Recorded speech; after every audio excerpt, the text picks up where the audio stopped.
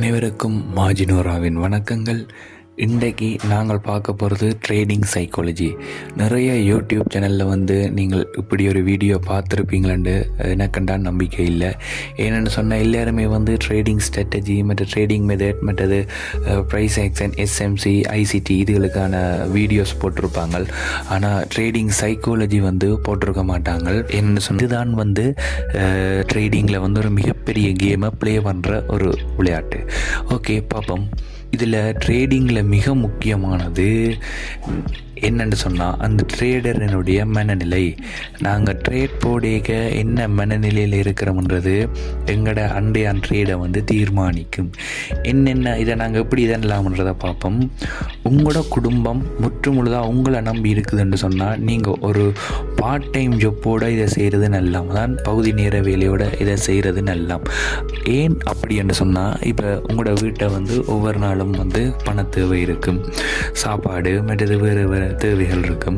அல்ல கிழமைக்கு ஒருக்கா அல்லது மாதத்துக்கு ஒருக்கா உங்கள்கிட்ட இருந்து ஒரு கொஞ்சம் பணத்தை உங்களோட வீட்டுக்காரர் எதிர்பார்த்திச்சினம்னு சொன்னால் நீங்கள் ஒரு பார்ட் டைம் ஜொப்போட அல்லது ஏதாவது ஒரு ஃபுல் டைம் ஜொப்போட பார்ட் டைமாக இதை செய்கிறது, பார்ட் டைமாக ட்ரேடிங் செய்கிறதும் நல்லா. ஏன் அப்படின்னு சொன்னால் அவங்களுக்கு இந்த ட்ரேடிங் தொடர்ந்து காசு வந்து கொண்டிருக்கிற இது இல்லை. அதாவது நாங்கள் ஏடிஎம்மில் போய் காட்ட போட்டால் காசு வரும்ன்ற மாதிரி இல்லை. சில இடங்களில் காசு வராது, இருக்கிற காசு இல்லாமல் போயிடும். அப்படி எல்லாம் இருக்குது. பார்ப்போம். ட்ரேடிங்கில் நீங்கள் போடும் பணம் இல்லாமல் போனாலும் உங்களோட மனம் ஒரு நாளும் பாதிப்படையக்கூடாது. ஏன் பாதிப்படையக்கூடாதுன்னு சொன்னால் இது பாதிப்படைச்சுன்னு சொன்னால் நாங்கள் நிறைய பேர் விடுற பிள்ளை என்னென்னு சொன்னால் ஓவர் ட்ரேட் பண்ணுறது. அதாவது இன்றைக்கு லொஸ்ட் ஆகிட்டுது. இன்றைக்கு எனக்கு என் அக்கௌண்ட் $100 அக்கௌண்ட் இருந்துச்சு. ஆனால் இப்போ ஒரு $10 குறைஞ்சிட்டுது. அப்போ நான் இதை எப்படியா அது இன்றைக்கு எடுக்கணும்னு சொல்லி அடுத்த ட்ரேட் போடுவேன். அதுவும் என்ன செய்யணும்னு சொன்னால் லொஸ்ட் ஆகும். அப்போ இங்கே ஓவர் ட்ரேட்ன்றது இருக்கவே கூடாது. அது இருக்கக்கூடாதுன்னு சொன்னால் இந்த ட்ரேடிங்கில் நீங்கள் போடுற காசு உங்களுக்கு தேவையில்லை என்ற மாதிரியான ஒரு மனநிலை இருந்தால் தான் உங்களுடைய மனம் பாதிப்படையாது. இல்லாட்டிக்கு என்ன நடக்கும்? நீங்கள் ட்ரேட் போட்டு கொஞ்சம் லொஸ்ட் ஆகிடணுன்னா ஐயோ லொஸ்ட் ஆகிட்டுதே, இதை எப்படி அதை எடுக்கணுமே. நீங்கள் அதை என்ன செய்வீங்களான்னு சொன்னால் இப்போ ஸ்ரீலங்கான்னு சொன்னால் டொலர்ஸை ரூபீஸில் பார்ப்பீங்களா இல்லை இந்தியன் ரூபீஸில் பார்ப்பீங்களா. அப்படி பார்க்க உங்களுக்கு இது ஒரு பெரிய காசாக தெரியும். அப்போ நீங்கள் என்ன செய்வீங்களான்னு சொன்னால் ஒன்று இன்னும் ஓவர் ட்ரேட் பண்ணுவீங்க. அப்படி இல்லைன்னு சொன்னால் ட்ரேடிங்கை விட்டுட்டு போகிறதுக்கான சான்ஸும் இருக்குது. ஸோ நாங்கள் கட்டாயம் கவனிக்க வேண்டிய விஷயம், நாங்கள் ட்ரேடிங்குக்கு இன்வெஸ்ட் பண்ணிக்க அந்த இன்வெஸ்ட் பண்ணுற காசு எங்களோட மனநிலையை பாதிக்கக்கூடாது. அடுத்தது ட்ரேட் போட முன்னம் ப்ராஃபிட்டை பற்றி எந்த ஒரு எதிர்பார்ப்பும் இருக்கக்கூடாது. ஏன் ப்ராஃபிட்டை பற்றி எந்த ஒரு எதிர்பார்ப்பும் இருக்கக்கூடாதுன்னு சொன்னால் நாங்கள் அந்த ப்ராஃபிட் எனக்கு இன்றைக்கி இவ்வளோ ப்ராஃபிட் வரும், எனக்கு இன்றைக்கி $10 ப்ராஃபிட் வரும், எனக்கு இன்றைக்கி $5 ப்ராஃபிட் வரும் என்று நாங்கள் நினைச்சு கொண்டு ட்ரேட் போடிக்க ட்ரேட் லொஸ்ட் ஆயிடுச்சுன்னு சொன்னால் நாங்கள் அடுத்ததாக என்ன செய்வோம்? திரும்ப ஓவர் ட்ரேடுகள் இறங்குவோம். ஸோ இந்த ப்ராஃபிட் பற்றி எந்த எதிர்பார்ப்பும் இருக்கவே கூடாது. எதிர்பார்ப்புன்ற வேர்டே உண்மையாக ட்ரேடிங்கில் இருக்கக்கூடாது. அடுத்தது லொஸ்ட்டையும் ஏற்றுக்கொள்கிற மனப்பாங்கு கட்டாயம் வர வேணும். ஏன் லொஸ்ட்டையும் ஏற்றுக்கொள்கிற மனப்பாங்கு வர வேணும்னு சொன்னால் நீங்கள் நினச்சி பாருங்கள், எல்லாருமே 100% சரியாக 100% சரியாக ட்ரேட் ப்ராஃபிட் அடிக்கிற ஸ்ட்ராட்டஜி ஒருத்தர்கிட்டையுமே இல்லை. பெரிய பெரிய ட்ரேடர்ஸ்கிட்ட பார்த்தீங்கன்னு சொன்னால் அவங்கள்டையும் குறிப்பிட்ட பெர்சன்டேஜ் அடிப்படையிலான் இருக்கும். அவங்களோட ஸ்ட்ராட்டஜியில் நாங்கள் எடுத்து பார்த்தோம்னு சொன்னால் நிறைய பேருக்கு 10க்கு 10 ட்ரேட் போட்டாங்கன்னு சொன்னால் அதில் 6 ட்ரேட் அல்லது 5 ட்ரேட் வின் பண்ணுற ஸ்ட்ராட்டஜி தான் இருக்குது. அப்படி நீங்கள் 10ல் 6 ட்ரேட் வின் பண்ணுறவரால் பார்த்தீங்கன்னு சொன்னால் அவர் மிச்ச 4 லொஸ்ட்டையும் எதிர்கொள்கிற மனப்பாங்கு உள்ளவராக கட்டாயம் இருப்பார். அந்த 4 லொஸ்ட்டும் எனக்கு வர வேணாமன்னு நினைச்சாருன்னு சொன்னால் அவர் அடுத்ததாக என்ன செய்ய வேண்டி வரும்? அந்த 6 வின், அதாவது அந்த 6 ப்ராஃபிட் அடிக்கிற ட்ரேடையும் விட வேண்டிய ஒரு சூழ்நிலை வரும். ஸோ நாங்கள் லொஸ்ட்டையும் ஏற்றுக்கொள்கிற மனப்பாங்கு கட்டாயம் இருக்கணும். ஓகே,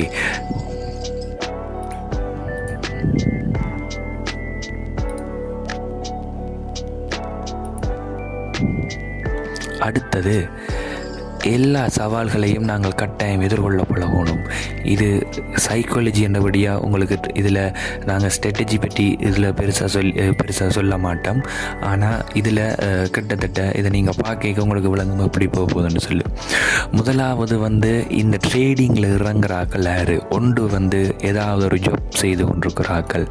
ஜாப்பில் வந்து எங்களுக்கு சேலரி காணாது, நாங்கள் நினைச்ச மாதிரி எங்களால் ஏர்ன் பண்ண முடியலை, அல்லது இது எங்களோட வாழ்க்கைக்கு எங்களோட லைஃப் ஸ்டைலுக்கு வந்து போதுமா இல்லை என்று யோசிக்கிறார்கள். அடுத்தது வந்து இந்த கல்வி கற்பவர்கள், அதாவது ஏதாவது யூனிவர்சிட்டி படித்து கொண்டிருக்கிறார்கள், அல்லது சம்டைம்ஸ் OLAL அப்படி ஸ்ரீலங்காவில் படித்து கொண்டிருக்கிறார்கள், அல்ல இந்தியாவில் என்று சொன்னால் அது மேற்படிப்பு படிக்கிறார்கள். எல்லாருமே வந்து இதுக்குள்ளே வந்துடுவிடும். அடுத்தது வந்து ஜாப் தேடுறாக்கள், ஒரு இது எனக்கு ஒரு வேலை வேணும் அப்படி இப்படின்னு சொல்லி ஜாப் தேடுறாக்கள், அவியல் வந்து இந்த ட்ரேடிங், இந்த 3 விதமான ஆக்கள் ட்ரேடிங்குகளை இறங்குறது கூட. ஓகே, இப்போ இவங்க ட்ரேடிங்கில் இறங்கினாங்களேன்னு சொன்னால் என்னென்ன பிரச்சனை வரும்ன்றதை பார்ப்போம். ஒன்று வந்து இந்த நாங்கள் இது இல்லாமல் இறங்கினோம்னு சொன்னால் வீட்டில் வந்து எங்களை கொஞ்சம் காசு எதிர்பார்ப்பாங்க. ஓகே, இவை எங்களுக்கு இந்த ஒரு கொஞ்சம் வீட்டில் வந்து எங்களுக்கு பண தேவை இருக்கும், சில எங்களுக்கு பைக் வேண்டி இருக்கும், கார் வேண்டணுமென்ற ஆசை இருக்கும். அப்படியான பண தேவைகள் மற்ற வீட்டு அன்றாட செலவுக்கான பண தேவை இருக்கும். அடுத்தது வந்து எங்களை என்ன செய்வாங்கன்னு சொன்னால் மற்ற குடும்ப உறுப்பினர்கள், அதாவது இப்போ நீங்கள் பாய்ஸாக இருந்தீங்கன்னு சொன்னால், இல்லை கேர்ள்ஸாக இருந்தீங்கன்னு சொன்னால் உங்களோட சகோதரர்களோட வந்து உங்களோட ஒப்பிடுவினம். அதாவது அந்த பிள்ளை படித்து நல்ல மாதிரி வந்துட்டுது, நீ எப்படி இருக்கிற, அல்ல இவர் இப்படி இருக்கிறார், நீ ஏன் இப்படி செய்கிற, நீ இன்னும் படிக்கணும், இன்னும் மேலே வரணும், அப்படி என்றெல்லாம் சொல்லுவாங்க. ஓகே, இதில் இன்னொரு பிரச்சனை என்னென்னு சொன்னால் அதாவது பெரும்பாலான பேரண்ட்ஸுக்கு வந்து எப்போவுமே ஜாப் மைண்ட் செட், அதாவது ஏதாவது ஒரு கவர்மெண்ட் ஜாப்புக்குள்ளே போயிடணும்னு சொல்லி ஒரு மைண்ட் செட் வரும். அது காரணம் என்னென்னு சொன்னால் அவங்க சொல்லிக்க அந்த ஜாப், நீ ஏதாவது ஒரு கவர்மெண்ட் ஜாப்புக்கு போன்னு சொல்லிக்க பாருங்க, அவன் அந்த ஜாப்புக்கு போகிறான் நீ போயில, உன்னோட மாமாண்ட மகன் போகிறான் நீ போயில, உன்னோட மச்சான் போகிறான் நீ போயில, அப்படி வந்து ஏதோ ஒரு பிற குடும்ப உறுப்பினர்களோட வந்து எங்களை கட்டாயம் ஒப்பிட்டு கொண்டிருப்பாங்க. அப்போ அதால் வந்து எங்களுக்கு இந்த பிரச்சனை வரும். அடுத்தது சமூகத்திலிருந்து இந்த என்னென்ன கேள்விகள் வரும்னு சொன்னால், முதலாவது நீ என்ன வேலை செய்கிறேன் எல்லாருமே கேட்பாங்க. அப்போ கேட்க எங்களுக்கு ட்ரேடிங் சொல்லணும் போல ஆசையாக இருக்கும். ஆனால் அதில் வந்து அதை தவிர்க்கிறது நல்லம். ஏனென்று சொன்னால் ட்ரேடிங் என்றது வந்து நாங்கள் வெளியில் ஒரு ஆள்கிட்ட சொல்லி காட்டி நாங்கள் பெரிய ட்ரேடர் அப்படி இப்படி என்று பந்தா காட்டுறது வந்து இந்த இடத்துல தவிர்க்கப்பட வேண்டிய உண்டு. என்ன வேலையென்று கேட்டால், நான் ஒர்க் தேடிக்கொண்டிருக்கிறேன், அதில் நீங்கள் ஏதாவது பார்ட் டைமாக செய்கிற ஜாப் அல்ல ஃபுல் டைமாக செய்கிற வேறு ஜாப்பையோ சொல்லி சமாளிக்கிறது நல்லம். ட்ரேடிங்கிறத வெளியில் நீங்கள் சொல்லாமல் இருக்கிறது இன்னும் நல்லம். அடுத்தது வந்து நீங்கள் சமூகத்தில் வந்து சிலவளை வெட்டிங் பண்ணுறதுக்காக வெயிட் பண்ணி கொண்டிருப்பாங்க. அப்படி வெட்டிங் பண்ண வெயிட் பண்ணி கொண்டு கேட்க, இப்போ பாய்ஸாக இருந்தால் மாப்பிள்ளைக்கு எவ்வளவு சம்பளம், அதேமாரி பொம்பளைக்கு எவ்வளவு சம்பளம் என்று கேள்வி வரும். அதுதான் இதில் வருமானம் எவ்வளவு என்று போட்டிருக்கு. அப்போ இதில் நாங்கள் வீட்டில் எதிர்கொள்கிற பிரச்சனைகள் என்னென்ன, மற்றது சமூகத்தில் எதிர்கொள்கிற பிரச்சனைகள் என்னென்ன என்றது எல்லாமே நாங்கள் ஃபேஸ் பண்ண பழக வேணும். அப்படி இல்லை என்று சொல்லி நாங்கள் இதுக்கு ஓடி ஒளிய வலிக்கிட்டோம் என்று சொன்னால் எங்களுக்கு ட்ரேடிங் சரி வராது. ஏன், ட்ரேடிங் வந்து மிகப்பெரிய ஒரு சைக்காலஜிக்கல் கேம். அந்த கேமை சரியாக ஆடணும்னு சொன்னால் நாங்கள்லாம் பெஸ்ட்டாக இருப்போம். ஓகே, அடுத்து நான் ரேட் பண்ணிட்டேன், ஆனால் எனக்கு வந்து இப்போ ப்ராஃபிட் கிடைச்சிட்டுது ரெண்டோன்னா நாங்கள் என்ன செய்வோம்னு சொன்னால், முதல் டெமோ அக்கௌண்ட்டில் பெரும்பாலும் நாங்கள் இது இந்த வீடியோண்ட கடைசியில் பார்ப்போம். டெமோ அக்கௌண்ட்டில் வந்து ட்ரேட் பண்ணி ஒரு கொஞ்சம் ப்ராஃபிட் கிடைச்சோன்னே என்ன செய்வோம்னு சொன்னால், ரியல் அக்கௌண்ட்டுக்கு இந்த அப்போ நான் பெரிய ட்ரேடர் இன்றைக்கு எடுக்கிறேன் ப்ராஃபிட் எடுக்கிறேன் பேரண்ட் சொல்லி வச்சு இறங்குவோம். ஆனால் அங்கே என்ன நடக்கும்னு சொன்னால் அடியண்டா அடி விழும். அண்டியோட நிறைய பேர் ட்ரேடிங்கை விட்டுட்டே ஓடிடுவாங்க. அப்போ ப்ராஃபிட் கிடைச்சா அதான் சொல்கிறது, ஓவராக ஆடக்கூடாது. அடுத்தது இன்றைக்கி எனக்கு $10 கிடைச்சிடுது. அப்போ எனக்கு இன்றைக்கி லக்கி டே. அப்போ நான் இன்னும் கொஞ்சம் வந்து ட்ரேட் போட்டு இன்னொருக்கா ட்ரேட் போட்டு எனக்கு இன்னொரு ப்ராஃபிட் கிடைக்கும்னு நினச்சி அடுத்த ட்ரேட் போடக்கூடாது. ஒரு நாளைக்கு உங்களுக்கு ப்ராஃபிட் கிடைச்சிட்டுன்னு சொன்னால் அதோட நீங்கள் ட்ரேடை க்ளோஸ் பண்ணிட்டு இருக்கிறது நல்லா. அல்லது இன்னும் அந்தண்டு உண்மையாக உங்களோட ஸ்ட்ராட்டஜிக்கு ஏற்ற ஒரு நல்ல ஒரு ட்ரேட் அமையுமா இருந்தால் நீங்கள் இன்னொரு ட்ரேட் போடலாம். ஆனால் பெரும்பாலும் அதை தவிர்க்கிறது நல்லா. அது உங்களோட மைண்ட் செட்டை குழப்ப பார்க்கும். அடுத்தது லொஸ்ட் கிடைச்சதுன்னு சொன்னால் என்ன நடக்கும்? சில பேர் என்ன செய்கிறேன்னு சொன்னால் நல்ல ஸ்ட்ராட்டஜி வச்சுருப்பாங்க. என்னோடய ஃப்ரெண்ட்ஸ்லேயே அப்படி இருக்கிறாங்க.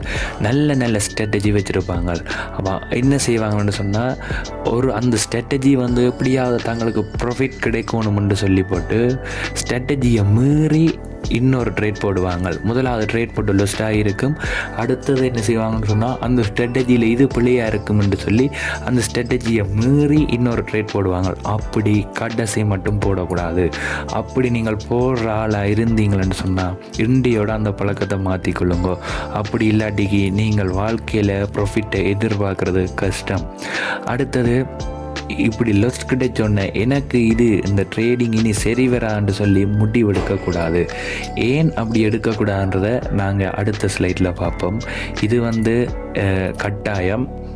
ஓகே, அடுத்தது முதல் ட்ரேட். நாங்கள் எங்களோட முதலாவது ட்ரேடை வந்து என்ன என்ன நடக்கும்னு சொன்னால் முதல் நாள் அல்லாட்டி முதல் கிழமை வந்து ஸ்ட்ராட்டஜியின் படி வந்து எல்லா ஸ்ட்ராட்டஜியும் 100% நான் முதலே சொல்லியிருந்தேன். 100% எல்லா ஸ்ட்ராட்டஜியும் வந்து அக்குரேட்டான ஸ்ட்ராட்டஜி இல்லை. நீங்கள் வேணுமென்று சொன்னால் பெரிய ட்ரேடர்ஸ் இன்டர்வியூஸ் கேட்டு பார்த்தீங்கன்னு சொன்னால் அவங்களே சொல்லுவாங்க தாங்கள் லொஸ்ட்டை பார்த்தேன்னு சொல்லி. நிறைய லொஸ்ட்டை பார்த்துருப்பாங்க. ஈவன் இப்போ கூட அவங்க லொஸ்ட்டுக்கு ஃபேஸ் பண்ணி கொண்டு தான் இருப்பாங்க. ஆக நாங்கள் 100% எங்களோட ஸ்ட்ராட்டஜி 100% ஸ்ப்ரெடான ஸ்ட்ராட்டஜி என்று நாங்கள் நினைக்கக்கூடாது.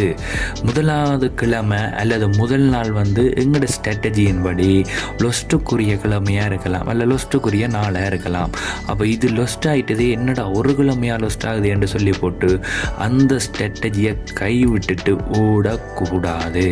நீங்கள் அப்படி கைவிட்டுட்டு வேறு ஸ்ட்ராட்டஜிக்கு பின்னால் ஓடினீங்கன்னு சொன்னால் ட்ரேடிங் உங்களை கைவிட்டுரும், ப்ராஃபிட்டும் உங்களை கைவிட்டுரும். அடுத்தது நிறைய பேர் செய்கிறப்பல சில பேர் வந்து ஸ்ட்ராட்டஜி வந்து நல்ல கன்ஃபார்மாக இருப்பாங்களா, இந்த ஸ்ட்ராட்டஜி தான் நான் செய்து கொண்டிருப்பேன்னு சொல்லி கன்ஃபார்ம் பண்ணிவிட்டு செய்து ஒரு கொஞ்சம் காசு வந்தோன்னே என்ன செய்வாங்கன்னு சொன்னால் ஓகே நான் இன்றைக்கு எனக்கு வந்து கொஞ்சம் காசு கிடைச்சிட்டுது, எனக்கு இன்றைக்கு $10 கிடைச்சிட்டு இல்லை $100 கிடைச்சிட்டு, ஸோ நான் இந்த வீக் ஃபுல்லாக ரிலாக்ஸாக இருக்க போகிறேன்னு கடைசி மட்டும் ஓய்வெடுக்கவே கூடாது. ஏன்னு சொன்னால் உங்களுக்கு இன்றைக்கு அல்லது இந்த கிழமை ஃபுல்லாகவே வந்து ஸ்ட்ராட்டஜியின்படி ப்ராஃபிட்டுக்குரிய வீக்காக இருக்கலாம். அடுத்த இது ஃபுல்லாக அடுத்த வீக் ஃபுல்லாகவே வந்து உங்களுக்கு என்ன செய்யலாம், லொஸ்ட்டுக்குரிய இதாக இருக்கலாம். அப்போ இந்த ப்ராஃபிட் அவ்வளோத்தை நீங்கள் ஏர்ன் பண்ணினா தான் அடுத்த கிழமை வர போகிற லொஸ்ட்டை உங்களால் தாங்கிக் கொள்ள முடியும். அப்படி நீங்கள் ஓய்வெடுத்துட்டு அடுத்த கிழமை போனீங்கன்னு சொன்னால் நல்ல அடிவிலும் ட்ரேடிங்கில் அதுக்கு பிறகு நீங்கள் சார்ட்டே தூக்கி பார்க்காத அளவுக்கு செஞ்சு போட்டு விடும். ஓகே, அடுத்தது ட்ரேடில் வந்து லொஸ்ட் ஆகி கொண்டிருந்து ட்ரேடில் வந்து ஸ்ட்ராட்டஜி வந்து மாற்றக்கூடாது. நாங்கள் ஒரு ஸ்ட்ராட்டஜியை எடுக்க முன்னமே ஒரு ஸ்ட்ராட்டஜியை நாங்கள் படிக்க முன்னம் கன்ஃபார்ம் பண்ணணும். ஓகே இது நல்ல ஸ்ட்ராட்டஜி ஓகே என்று சொல்லி கன்ஃபார்ம் பண்ணி எடுத்த அதுக்கு பிறகு வந்து ஸ்ட்ராட்டஜியை எந்த விதப்பட்டும் மாற்றக்கூடாது. ஏனென்று சொன்னால் இந்த ஸ்ட்ராட்டஜியை வந்து நாங்கள் அப்டேட் பண்ணலாம், ஆனால் ஸ்ட்ராட்டஜியை வந்து நான் இப்போ ஒருக்கா வந்து இது செய்கிறேன், ஒருக்கா வந்து ஒரு ஸ்ட்ராட்டஜி செய்கிறேன், மற்றது இன்னொருக்கா வந்து டேர்ட்டில் சூப், அப்படி நிறைய ஸ்ட்ராட்டஜிஸ் இருக்குது. அதில் வந்து நான் அப்படி செய்வேன்னு சொல்லி இறங்கினோம்னு சொன்னால் நாங்கள் கட்டாயம் ட்ரேடிங்கில் அடி வேண்டுவோம், அது கன்ஃபார்ம். ஸோ இதை வந்து நாங்கள் கவனிக்க வேணும். அடுத்த விஷயம், ஒரு ட்ரேட் போட முன்னம் நாங்கள் என்னென்ன செய்ய வேணும்ன்றது தான் இப்போ பார்க்க போகிறோம். இதில் மிக மிக முக்கியமான விஷயம், ஒரே ஒரு கரன்சி பேர் மட்டும் நாங்கள் செலக்ட் பண்ண வேணும். எடுத்த வீச்சுக்கு நிறைய பேர் என்ன செய்வாங்கன்னு சொன்னால் நிறைய ப்ராஃபிட் வரணும். சில வேளை வந்து சில நாட்களில் வந்து எங்களுக்கு ட்ரேடுக்குரிய டேஸாக இருக்காது. அப்போ அந்தண்டு வந்து நோ ட்ரேடாக இருக்கும். அப்போ நோ ட்ரேடாக இருக்க எனக்கு இன்றைக்கி ப்ராஃபிட் இல்லை, ஸோ நான் இன்னொரு கரன்சி பேரில் சேரணும்னு சொல்லி கடைசி மட்டும் இறங்காதீங்க. ஏனென்று சொன்னால் ஒரே ஒரு கரன்சி பேரில் நீங்கள் ப்ரோவாக இருந்தீங்களன்னு சொன்னால் கட்டாயம் உங்களுக்கு உங்களுக்கு எண்ட் ஆஃப் த மந்த் கட்டாயம் ப்ராஃபிட் இருக்கும். அப்படி இல்லைன்னு சொல்லி நீங்கள் இறங்கினீங்கன்னு சொன்னால் இங்கே ஏர்ன் பண்ணுறது இன்னொரு கரன்சியில் ரிலீஸ் பண்ணி கொண்டிருப்பீங்கள், அது கட்டாயம். அடுத்தது வந்து நீங்கள் எடுக்கிற ஒரு கரன்சி பேர் வந்து நீங்கள் தொடர்ந்து செய்ய அந்த கரன்சியின் மூமெண்ட் எல்லாம் வந்து உங்களோட நாடி நரம்பெல்லாம் இவ்வளவு அக்குரேட்டுன்னு சொல்லி அக்குரேட்டாக நீங்கள் சொல்கிற அளவுக்கு ப்ரோவ் ஆயிடுவீங்க உங்களோட ஸ்ட்ராட்டஜியை நீங்கள் சரியாக செய்தீங்கன்னு சொன்னால். அடுத்தது வந்து சரியான ஸ்ட்ராட்டஜியை தெரிவு செய்யணும். நிறைய ஸ்ட்ராட்டஜி இருக்குது, யூடியூப்பில் இருக்குது, மற்றது நிறைய மெண்டர்ஸ் இருக்கணும், அவையிட்ட வந்து நீங்கள் கண்டெக்ட் பண்ணலாம் அல்லது எங்களை கண்டெக்ட் பண்ணலாம். சரியான ஸ்ட்ராட்டஜியை வந்து நீங்கள் கட்டாயம் தெரிவு செய்ய வேணும். ஒரு பிழையான ஸ்ட்ராட்டஜி வந்து நிறைய இருக்குது, நீங்கள் பார்த்துருப்பீங்கள் யூடியூப்பில் ஷார்ட்ஸ்ல எல்லாம் நிறைய வரும். என்ன செய்வாங்கன்னு சொன்னால் அதை நாங்கள் அங்கே பார்ப்போம். அடுத்தது வந்து டெமோ அக்கௌண்ட்டில் வந்து ட்ரேட் பண்ணி பழக வேணும். நிறைய பேர் விடுற ஒரு பிள்ளை நான் இந்த வீடியோட கடைசியில் சொல்கிறேன், கட்டாயம் நீங்கள் ஸ்கிப் பண்ணாமல் பாருங்கள். டெமோ அக்கௌண்ட்டில் வந்து கட்டாயம் நாங்கள் ட்ரேட் பண்ணி பழக வேணும். டெமோ அக்கௌண்ட்டில் ட்ரேட் பண்ணி பழகாமல் உங்களோட ஃப்ரெண்ட்ஸ் வந்து ரியல் அக்கௌண்ட்டுக்கு இறங்கிட்டாங்க, நானும் ரியல் அக்கௌண்ட்டில் ஏர்ன் பண்ணி காட்டணும், அவங்களுக்கு ஈக்குவலாக இருக்கணும்னு சொல்லி போட்டு டெமோ அக்கௌண்ட் யூஸ் பண்ணாமல் நாங்கள் ரியல் ட்ரேடில் இறங்கினோம்னு சொன்னால் கட்டாயம் சைக்காலஜிக்கலாக அடி வேண்டியே தீருவோம். அடுத்தது நாங்கள் ட்ரேட் போட முன்னம் எங்களோட மைண்ட் செட் ஃபுல்லாக எங்களோட எண்ணம் முழுக்களும் வந்து ட்ரேடிங்கில் மட்டும்தான் இருக்கணும், வேறு எந்த விஷயத்துலையும் இருக்கக்கூடாது. சின்ன சின்ன விஷயங்கள் ஈவன் நாங்கள் யாராவது கால் பண்ணினா அதை வந்து ஸ்கிப் பண்ணுறது நல்லா, அப்படியான விஷயங்கள் கூட நாங்கள் இங்கே கவனிக்க வேணும். அப்படி இல்லையென்று சொல்லி நாங்கள் எங்களோட எண்ணத்தை கோட்டை விட்டோம்னு சொன்னால் அண்டியான் ட்ரேட் வந்து எங்களுக்கு லொஸ்ட் ஆகிறதுக்கான சான்ஸ் கூட. அடுத்தது வந்து ஸ்ட்ராட்டஜியின் படி எல்லா தகமை, அதாவது எல்லா ரெக்குயர்மெண்ட்ஸும் வந்து ஓகே ஆகும் வரைக்கும் நாங்கள் ட்ரேட் எடுக்காமல் வெயிட் பண்ணி எடுக்க வேணும். ட்ரேட் எடுக்காமல் நாங்கள் அந்தண்டு வந்து அவசரப்பட்டு நாங்கள் ட்ரேட் எடுத்தோம்னு சொன்னால் அன்றைக்கு வந்து லொஸ்ட் ஆகிறதுக்கான சான்ஸ் இருக்குது. சில வேளை லக்கில் உங்களுக்கு வின் ஆகலாம். வின் ஆகிச்சுட்டு சொன்னால் நிறைய பேர் என்ன செய்வாங்கன்னு சொன்னால் அதே ஒரு ஸ்ட்ராட்டஜியாக மாற்றுவாங்க, அதுவும் பிள்ளை. அந்த நீங்கள் ஔவையார்ன்ற ஒரு பாட்டில் பார்த்துருப்பீங்கள், உருமீன் வெறுமளவும் பாடி இருக்குமாம் கொக்குன்ற மாதிரி. சரியான மீன் வெறும் வரைக்கும் ஒரு கொக்கு எப்படி வாடி கொண்டிருக்குமோ அது வரைக்கும் நாங்கள் வாடினாலும் பரவாயில்லை என்று சொல்லி ஸ்ட்ராட்டஜியின்படி சரியான இது வெறும் வரைக்கும் நாங்கள் ட்ரேட் எடுக்காமல் வெயிட் பண்ணி கொண்டிருக்கணும். எவ்வளோத்துக்கு பொறுமை இருக்குதோ அவ்வளோத்துக்கு நாங்கள் முன்னேறலாம், எவ்வளோத்துக்கு நம்பிக்கை இருக்குதோ அவ்வளோத்துக்கு நாங்கள் முன்னேறலாம். நம்பிக்கையும் பொறுமையும் இஞ்ச கட்டாயம். ஓகே, அடுத்ததாக பார்ப்போம். அடுத்தது வந்து ட்ரேட் போடும்போது என்னென்ன மைண்ட் செட் என்னென்ன செய்ய வேணுமன்றது தான் இதில் பார்க்குறோம். கட்டாயம் ஸ்டாப் லாஸ் போட்டே ஆக வேணும். அந்தண்டு எங்களுக்கு எதிராக வந்து மார்க்கெட், அதாவது எங்களோட ஸ்ட்ராட்டஜியை வந்து அந்த லொஸ்ட்டுக்குரிய நாளாக இருந்துச்சுன்னு சொன்னால் எங்களோட அக்கௌண்ட் ஃபுல்லாக ப்ளவுன் ஆகிரும். ஸோ நாங்கள் கட்டாயம் ஸ்டாப் லாஸ் போடணும். அடுத்து டேக் ப்ராஃபிட்டும் போட வேணும். ஸ்டாப் லாஸ் எவ்வளோத்துக்கு முக்கியமோ அதே அளவு டேக் ப்ராஃபிட்டுக்கும் முக்கியத்துவம் கொடுக்கணும். இது எப்படி போடுறன்றெல்லாம் நாங்கள் இனி வர்ற வீடியோக்களில் பார்ப்போம். ஏன் டேக் ப்ராஃபிட் முக்கியம்னு சொன்னால் நிறைய பேர் ஸ்டாப் லாஸை மட்டும் செட் பண்ணிவிட்டு டேக் ப்ராஃபிட் நான் விரைக்கி எடுப்போம் என்று சொல்லி போட்டு விடுவினோம். ஆனால் டேக் ப்ராஃபிட் சில வேளை நாங்கள் எதிர்பார்த்த இடத்துக்கு போயிட்டு அதுக்கு மேலே போகும் என்று சொல்லி நாங்கள் வெயிட் பண்ணி கொண்டு கேட்க அது மார்க்கெட் திரும்புறதுக்கான வாய்ப்பு இருக்குது. அப்போ அது வந்து லொஸ்ட்டில் முடியலாம் அல்லது உங்களுக்கு வர்ற ப்ராஃபிட் அளவு வந்து குறையலாம். அதை தவிர்க்க வேணும்னு சொன்னால் நீங்கள் டேக் ப்ராஃபிட் போடுறது நல்லா. அப்படி இல்லைன்னு சொல்லி நாங்கள் சில வேளை ஸ்டாப் லாஸை மட்டும் போட்டுட்டு மார்க்கெட் மேலே போகுது, நாங்கள் நாளைக்கு ட்ரேடை க்ளோஸ் பண்ணுவோம்னுட்டு நாங்கள் ஷட் டவுன் பண்ணி போட்டு வச்சோம்னு சொன்னால் அடுத்த நாள் உங்களுக்கு நீங்கள் எதிர்பார்த்ததை விட மேலே போயிருக்கும், எதிர்பார்த்ததை விட ஸ்டாப் லாஸ் அடித்து கொண்டு கீழேயும் போயிருக்கும். ஸோ அந்தண்டு உங்களுக்கு லொஸ்ட்டில் முடிஞ்சிடும். கட்டாயம் டேக் ப்ராஃபிட்டும் நாங்கள் ஸ்டாப் லாஸ் எவ்வளோ முக்கியத்துவம் கொடுக்குறோமோ அதே அளவுக்கு டேக் ப்ராஃபிட்டுக்கும் முக்கியத்துவம் கொடுக்கணும். அடுத்தது இந்த நாங்கள் முதல் பார்த்தோம் 10 ட்ரேடில் 4 ட்ரேட் வின் பண்ணுறாங்க, 10 ட்ரேடில் 5 ட்ரேட் வின் பண்ணுறாங்க. ஆனால் எப்போவும் பார்த்தா ப்ராஃபிட்டில் இருக்கிறாங்களேன்னு சொல்லி பார்த்தோமில்ல. அதுக்கு என்ன காரணம்னு சொன்னால் RRR என்று சொல்லப்படுற இந்த ரிஸ்க் ரிவார்ட் ரேஷியோ இது ஆக குறைஞ்சது 1:2. அதாவது ஒரு ஸ்டாப் லாஸ் 1 பிப்ஸ்லேயே ஸ்டாப் லாஸ் வந்து ஒரு ஸ்டாப் லாஸ் வந்து ஒன்றுன்னு சொன்னால் டேக் ப்ராஃபிட் வந்து அதோட டபுள் மடங்களை இருக்க வேணும், அல்லது அதை விட கூட இருக்கலாம். அதுக்கு குறைய இருந்துச்சுன்னு சொன்னால் அந்தந்த ட்ரேடை வந்து நீங்கள் தவிர்க்கிறது நல்லம். ஏன்னு சொன்னால் நீங்கள் எவ்வளோத்துக்கு நீங்கள் ரிஸ்க் எடுக்கிறீங்களோ அதை விட உங்களுக்கு கூட ப்ராஃபிட் வந்தால் தான் உங்களோட எண்ட் ஆஃப் த மந்தில் உங்களுக்கு ப்ராஃபிட்டாக இருக்கும். இல்லாட்டிக்கு நாங்கள் லொஸ்ட்டை நோக்கி தான் போய்கொண்டிருப்போம். அடுத்தது நிறைய பேர் விடுறப்பில் என்ன செய்வாங்கன்னு சொன்னால், இன்றைக்கி ட்ரேடிங்கில் வந்து அதாவது அவங்களோட அக்கௌண்ட்டில் வந்து இப்போ $100 போட்டிருக்கிறாங்களன்னு சொன்னால் $100 ரிஸ்க் எடுக்கக்கூடாது. $100 ஒரு குறிப்பிட்ட பகுதி, பெரும்பாலானாக்கள் 1%. இப்போ நீங்கள் $100 வச்சுருந்தீங்கன்னு சொன்னால் அதில் $1 மட்டும் ரிஸ்க் எடுப்பாங்க. $1 அவங்க ரிஸ்க் எடுத்தாங்கன்னு சொன்னால் 1:2 ரேஷியோக்கு அவங்களுக்கு $2 வந்து லாபம் வரும். போனால் $1 போகும், வந்தால் $2 வரும். அப்போ இது உங்களுக்கு ப்ராஃபிட்டாக இருக்கும். ஓகே, அடுத்தது வந்து நீங்கள் யூடியூப்லாம் பார்த்துருப்பீங்க. அதைத்தான் நாங்கள் இதில் இப்போ சொல்கிறோம்.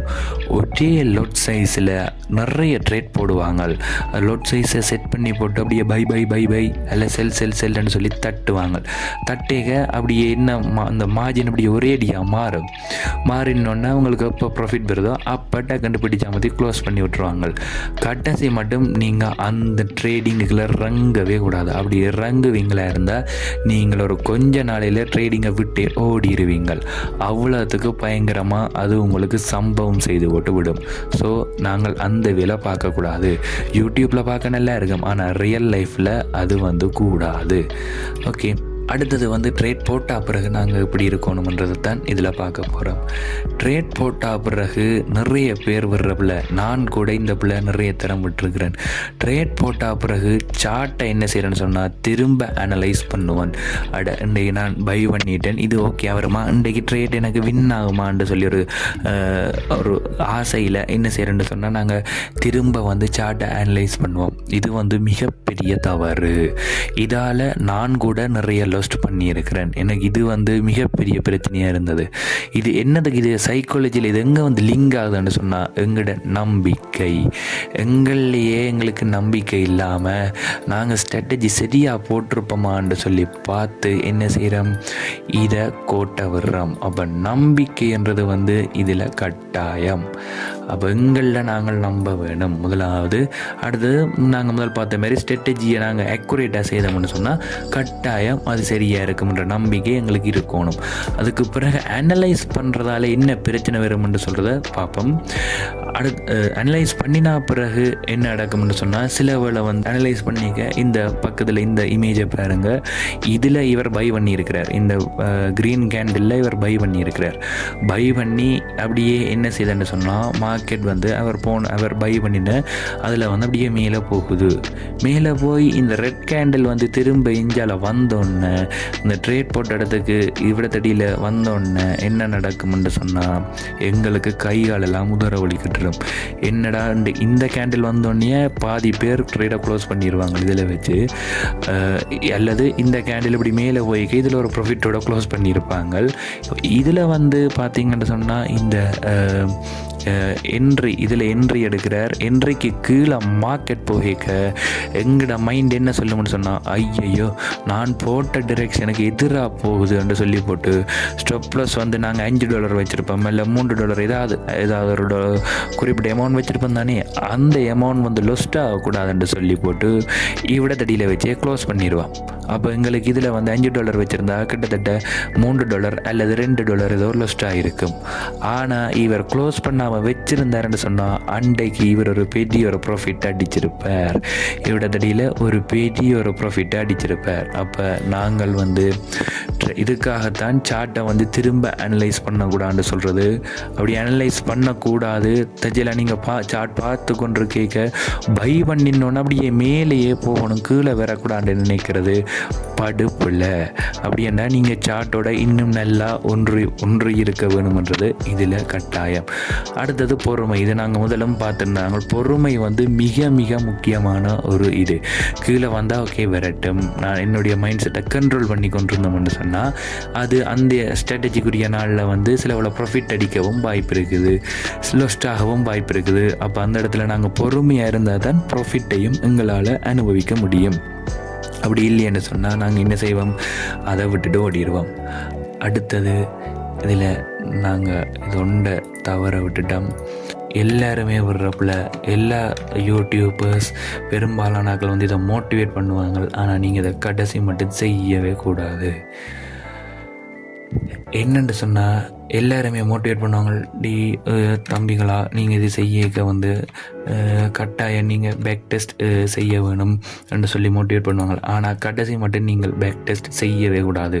இதென்னா வித்தியாசமாக இருக்குது என்று சொல்லி நீங்கள் யோசிக்கலாம். பிரச்சனை என்னென்று சொன்னால் இங்கே நாங்கள் பேக் டெஸ்ட் செய்ய போக பேக் டெஸ்ட் வந்து எங்களால் ஏற்கனவே ப்ரெடிக்ட் பண்ணக்கூடிய மாதிரி இருக்கும். ஏனென்று சொன்னால் அந்த சார்ட்டை வந்து நாங்கள் ரேஸ் பண்ணித்தான் நாங்கள் செய்வோம். ஸோ நாங்கள் பேக் டெஸ்ட் செய்ய இந்த சார்ட் வந்து மேலே போகுமா கீழே போகுமான்றது எங்களுக்கு ஏற்கனவே தெரிய வந்துடும். அப்போ பேக் டெஸ்ட் செய்ய எங்களை ஸ்ட்ராட்டஜியை நாங்கள் என்ன செய்வோம்னு சொன்னால் மேலே போகும் அண்டு அதுக்கேற்ற மாதிரி நாங்கள் ஸ்ட்ராட்டஜியை அப்டேட் பண்ணுற மாதிரி எல்லாம் செய்து கொண்டிருப்போம். அதால் ஸ்ட்ராட்டஜி வந்து ஃபேமாக இருக்காது, மாறிக்கொண்டிருக்கும். ஸோ பேக் டெஸ்ட்டை தவிர்த்து ரியல் சார்ட் ஓடிக்கொண்டிருக்க ரியல் டைமில் வந்து டெமோ அக்கௌண்ட் செய்கிறது வேல்யூபிளாக இருக்கும். பேக் டெஸ்ட்டை விட நீங்கள் டெமோ அக்கௌண்ட் செய்கிறது தான் மிக பொருத்தமாக இருக்கும். அப்படி இல்லை நீங்கள் எனக்கு சார்ட் வந்து பழக்கமே இல்லை, நான் இன்றைக்கு தான் அது பழக போகிறேன், சார்ட் எப்படி இருக்கும் என்ன இதுன்னு தெரியாதுன்னு சொன்னால் வேணுமெண்டா நீங்கள் பேக் டெஸ்ட் பண்ணலாம். ஆனால் அதை நீங்கள் தவிர்த்து கொள்வது மிக மிக நல்லா. அடுத்தது இவர் யாருன்றது எல்லாருக்குமே தெரியும், மகேந்திர சிங் தோனி. அதாவது இந்தியாவினுடைய முன்னாள் கேப்டன், இப்போ கூட மெண்டராக இருக்கிறார். வேர்ல்ட் கப் எல்லாம் அடித்து கொடுத்த ஒரு பெரிய லீடர், கேப்டன் கூல் நிறைய வடிவாக நிறைய பேர் சொல்லுவாங்க, நிறைய ஃபேன்ஸ் எல்லாம் இருக்கிறார். அதுக்கு காரணம் என்னென்னு சொன்னால் அவரே சொல்லியிருக்கிறார், நான் ரிசல்ட்ஸை எதிர்பார்க்குறதே இல்லை. அதாவது எனக்கு இது நான் மேட்ச் வின் பண்ணணும், நான் 6 அடிக்கணும் என்று சொல்லி அவர் எதிர்பார்க்குறதே இல்லை. அவர் எதிர்பார்க்குறது நான் இந்த நேரத்தில் எந்த வேலையை, அதாவது இந்த ப்ராசஸை சரியாக செய்கிறேனா என்றது மட்டும்தான் அவர் எதிர்பார்க்குறார். இது ட்ரேடிங்குக்கு எப்படி பொருந்தும்னு சொன்னால் நாங்கள் ப்ராஃபிட்டையோ அல்லது இன்றைக்கு லொஸ்ட்டுக்குரியதா ப்ராஃபிட்டான்னு சொல்லி எந்த விதத்துலையும் எதிர்பார்க்கக்கூடாது. நாங்கள் என்ன யோசிக்க வேணும்னு சொன்னால், ஓகே இந்தியா ஸ்ட்ராட்டஜியை நான் சரியாக செய்கிறேன்னு சொல்லி அந்த ப்ராசஸை மட்டும் சரியாக செய்தோம்னு சொன்னால் கட்டாயம் எங்களுக்கு மாத முடிவில் ஒரு எண்ட் ஆஃப் த மந்த் கட்டாயம் ப்ராஃபிட் வந்துடும். ஓகே, இவ்வளவு தான் எங்களோட மார்ஜினோரான ட்ரேடிங் சைக்காலஜி. அடுத்தடுத்த வீடியோக்களில் நாங்கள் ஒவ்வொரு ஸ்ட்ராட்டஜி ஸ்ட்ராட்டஜி பில் பண்ணுறது மற்றதில் நீங்கள் கேள்விப்பட்டிருப்பீங்கள். பிகினர்ஸ் வந்து சிலவில் கேள்விப்பட்டிருக்க மாட்டீங்கள். ப்ரைஸ் ஆக்ஷன், எஸ்எம்சி, ஐசிடி இதுகள் எல்லாமே வந்து நாங்கள் விரிவாக பார்ப்போம். வெயிட் பண்ணுங்கள். அடுத்த வீடியோ வரும் வரைக்கும் வெயிட் பண்ணுங்கள். பாய்.